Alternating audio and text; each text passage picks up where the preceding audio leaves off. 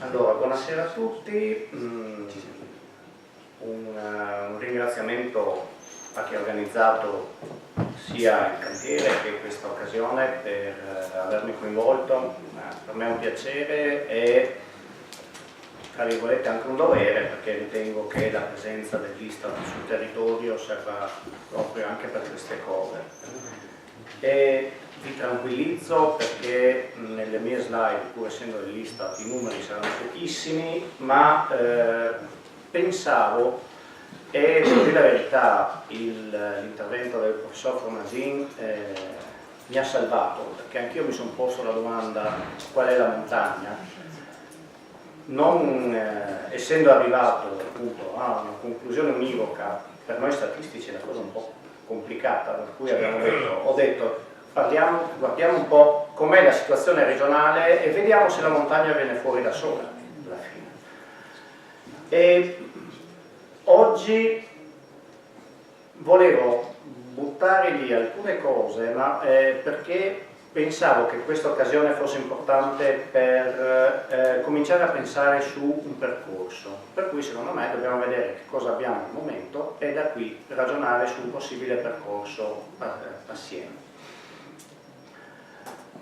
Mi è stato chiesto di parlare di pendolarismo, di mobilità, e la prima riflessione che ho fatto, sì, ok, abbiamo i dati del censimento, dati del 2011, siamo nel 2018, sono vecchietti, però magari ci aiutano perché sono fenomeni che nel tempo, diciamo, hanno un loro andamento. Per cui vediamo un pochino se i dati del censimento 2011 ci evidenziano delle peculiarità, in particolare per le aree montane. Ecco, nel tempo a disposizione non sarò sicuramente esaustivo, ma cercherò di stimolare la vostra curiosità, per cui pochissimi numeri, pochissime parole nelle slide, ma suggestioni. Gli unici numeri che vi propongo sono questi, per una riflessione generale. Partiamo da un pendolarismo quotidiano rilevato negli ultimi 3 censimenti che sempre di più privilegia i mezzi privati e sempre meno utilizza il mezzo pubblico. È una riflessione perché allo stesso tempo può diventare un problema, quindi uno dice ok, bene, allora riduco ancora di più i mezzi pubblici perché non li usa nessuno. Attenzione, dopo vediamo dove andiamo a finire. Un'altra cosa che mi aveva colpito, ma in qualche modo sono cose appunto che le dirigenti scolastiche conosceranno sicuramente e interpreteranno sicuramente molto meglio di me, è come gli spostamenti per motivi di studio sono molto più polarizzati verso appunto o la vicinanza, quindi tempi molto brevi, meno di 15 minuti, o tempi più lunghi, oltre 60 minuti.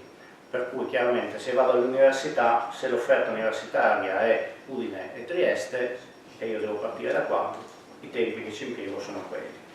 Al contrario, il fino a 15 minuti mi rappresenta come, appunto, immagino, nella mia interpretazione, l'istruzione, soprattutto primaria, rappresenta ancora un elemento, diciamo un collante per il territorio, cioè con spostamenti contenuti.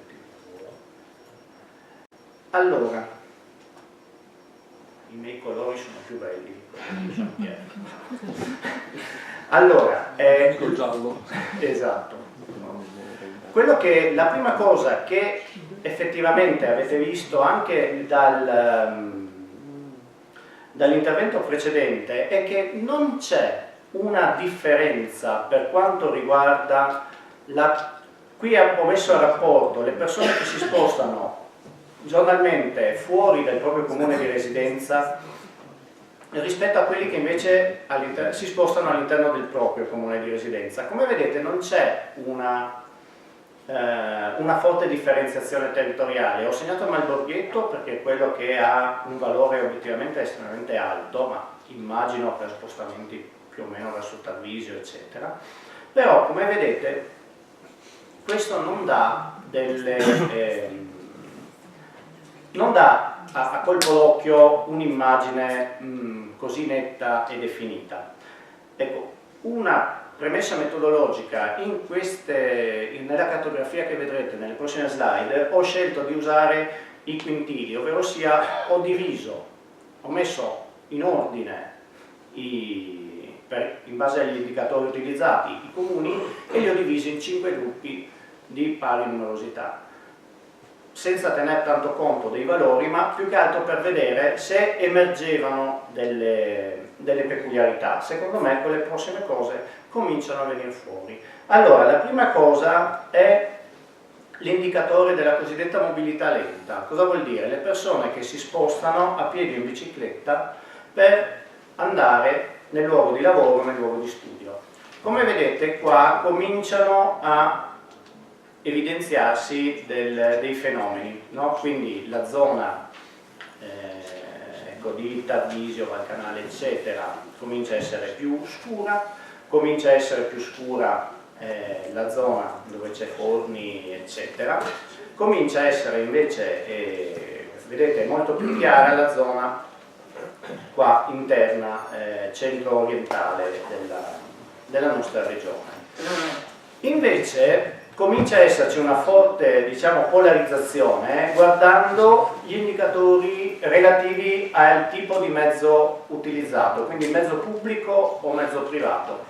Se vedete la mobilità privata, quindi l'uso del mezzo proprio, che è il grafico che vedete qui a sinistra, come vedete l'uso del mezzo privato si concentra nella fascia centrale, particolarmente marcato, quello dovrebbe essere di Gosullo, no? Quello piccoletto lassù, e nei comuni dell'Interland di Udine e nella zona, diciamo, del Pordenonese, mentre invece nelle zone montane, come vedete, prevale, ad eccezione di quello dovrebbe essere appunto Tolmezzo, dove siamo noi, c'è una maggiore, diciamo, non forte, una maggiore dipendenza dai mezzi pubblici. Quindi, come dicevo prima, la politica che dice ok, il mezzo pubblico viene usato di meno, ok, quindi si può contenere la spesa pubblica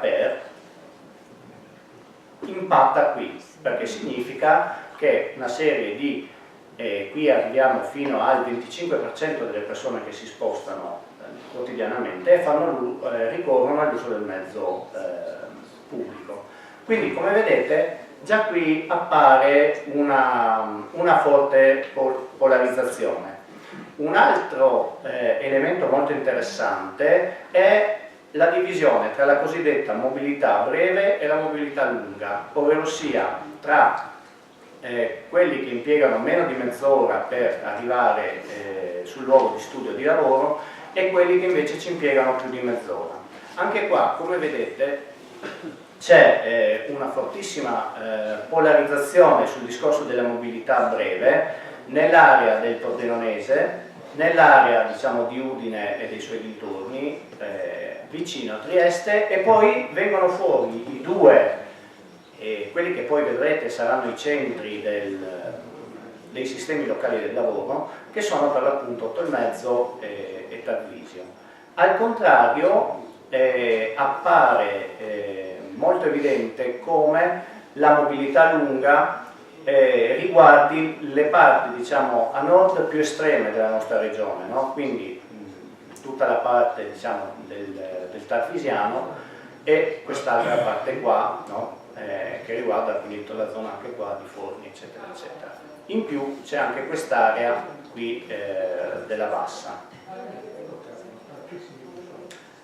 Da questi dati poi si sono ricavati i cosiddetti sistemi locali del lavoro, ovvero sia delle aree che in qualche modo si autocontengono, ovvero sia che rappresentano delle zone in cui avvengono la maggior parte degli spostamenti per motivi di studio e di lavoro, e di conseguenza si presuppone anche la maggior parte delle relazioni sociali di quella popolazione. Nella nostra regione sono coinvolte, questo è, diciamo, è un lavoro che io ritengo molto interessante perché esula quelli che sono i confini amministrativi precostituiti, ovvero sia ci possono essere sistemi locali del lavoro che in qualche modo travalicano i confini amministrativi, provinciali, regionali, eccetera. E questo nella nostra regione succede 2 volte, e una in qualche modo riguarda proprio anche la parte della montagna. Come vedete qua in alto alla vostra sinistra, quell'area di un celestino un po' più chiaro sono 3 comuni che fanno capo al sistema locale del lavoro di Longarone, quindi che in qualche modo gravitano sul bellunese piuttosto che sul resto della nostra regione. Allo stesso modo qui c'è un comunello che vedete ovviamente giallo perché era bianco, che è un comune che invece gravita su Portogruaro. Questo è già un primo segnale, quindi il fatto che ci siano 3 comuni della montagna che alla fine finiscono col gravitare da un'altra parte rispetto al resto della regione già è un segnale. Dopodiché, come vedete, diciamo tutta la Carnia più altri comuni rientrano tutti in un unico sistema locale del lavoro che ha come diciamo centro, chiamiamolo elemento attrattivo, Tolmezzo, no? E l'altra parte della montagna ha come centro di attrazione Tarvisio. Questo ve l'ho solo proposto così, come elemento di riflessione. Poi vedete c'è tutta un'area, questa più in verde, che riguarda l'attrattività in qualche modo di Udine e poi delle varie altre zone. Segnalo anche questa parte che gravita su Cividale del Friuli, che è un'altra area che dal punto di vista degli indicatori che abbiamo visto in precedenza aveva delle caratteristiche molto simili a quelle della Carnia e della Valcanale Val del Ferro, e che quindi secondo me va inserita a pieno titolo in questa discussione che stiamo facendo sulla montagna. Tutto questo per dirvi che cosa? Per dirvi che ci sono, ecco, questi sono i primi elementi, i primi spunti che ci fanno vedere come la montagna anche su questo aspetto ha delle peculiarità sue nell'uso del mezzo, anche per esempio la cosiddetta mobilità lenta, quindi la mobilità a piedi in bicicletta, alla fine rappresenta un elemento di qualità della vita secondo me non secondario, perché se effettivamente io posso recarmi al luogo di studio, di lavoro a piedi o in bicicletta e non fare come faccio io, che se vado a piedi al lavoro arrivo grigio, secondo me è un elemento che va tenuto in considerazione. Il secondo elemento è quello che richiama il discorso delle politiche, no? Delle infrastrutture e dei servizi. È evidente che la quota, diciamo, di mobilità con i mezzi pubblici, a mio avviso, rappresenta un elemento che può essere anche evidentemente di soddisfazione del servizio, non lo so, è una cosa da analizzare. La terza cosa invece è il tema della mobilità lunga, perché a mio avviso quell'elemento là è in qualche modo l'anticamera della migratorietà. Se io metto più di un'ora per andare al lavoro, sono 2 ore, 3 ore della mia vita che mi faccio in macchina, sulla corriera, eccetera, arriva il momento in cui dico aspetta un attimo, mi sposto, no? E quindi, detto questo, qual è il mio modestissimo apporto a questa giornata? Le mie considerazioni sono queste: c'è tantissime cose che si possono vedere, e oggi, sentendo le relazioni, mettendole assieme, ho visto che effettivamente ci sono dei legami e dei punti di contatto tra tutte le presentazioni che abbiamo visto, no? E che in qualche modo individuano degli elementi comuni. Che cosa si può fare? Per esempio si può fare un lavoro mirato su quelle che sono le matrici di origine e destinazione tirate fuori al censimento e i sistemi locali del lavoro. A questo titolo intanto butto lì L'Istat ha già fatto delle elaborazioni per cui fa vedere non solo il movimento dei sistemi locali di lavoro all'interno del proprio sistema, ma anche all'esterno, e quindi si può vedere, adesso non avevo il tempo di inserirlo nella presentazione, mi pareva di andare un po' troppo oltre, ma ci sono delle rappresentazioni grafiche molto interessanti che dicono dove vanno le persone da qua, no? Quanti e dove. È una cosa già, secondo me, molto interessante che ci aiuta. La seconda cosa, e qui sono assolutamente in sintonia con il professor Fornasin, è guardare anche gli altri territori, no?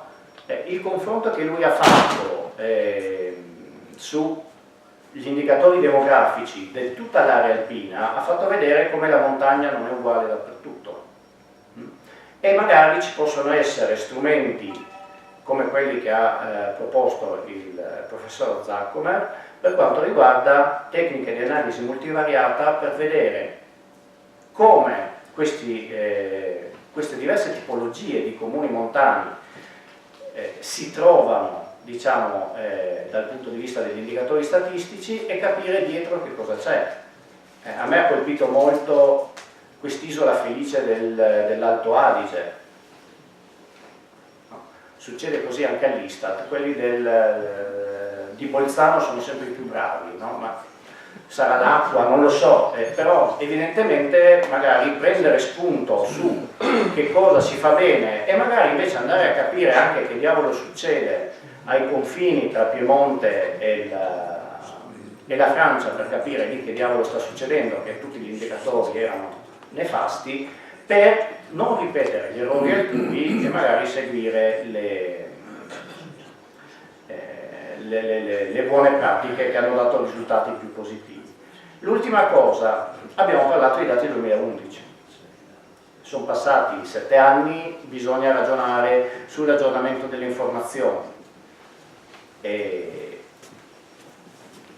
Da un lato l'Istat si è adeguato a quelle che sono, diciamo, le tendenze internazionali, mettendo in piedi il censimento permanente. Cosa vuol dire? Che invece di fare un'operazione che spezzava le gambe a tutti, a noi degli uffici territoriali e ai comuni che si trovavano in questa mazzata tra capo e collo ogni 10 anni, ecco, daremo delle mazzate più leggere, diciamo, no? Più spesso ma più blande, no?